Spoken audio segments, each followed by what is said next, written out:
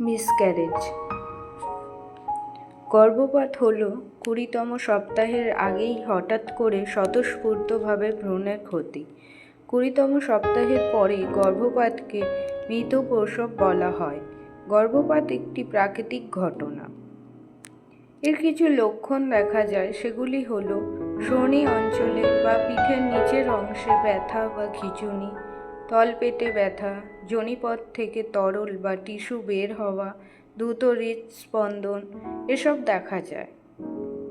গর্ভপাতের অন্যান্য সম্ভাব্য কারণগুলির মধ্যে অন্তর্ভুক্ত থাকতে পারে মাদক বা অ্যালকোহল ব্যবহার, রক্ত জমাট বাঁধার ব্যাধি, পরিবেশগত বিষাক্ত পদার্থের সংস্পর্শে আসা, হরমোনের সমস্যা, সংক্রমণ, স্থূলতা, ধূমপান, এরকম অনেক কারণ দেখা যায়। এরকম সমস্যার জন্য আপনারা আসতে পারেন আমাদের দ্য হোম ফার্টিলিটি ট্রিটমেন্টে। এখানে কোনো রকম ওষুধ ইঞ্জেকশন ছাড়া ন্যাচারাল ট্রিটমেন্টের মাধ্যমে 3 থেকে 6 মাসের মধ্যে আপনার সমস্যার সমাধান পাবেন।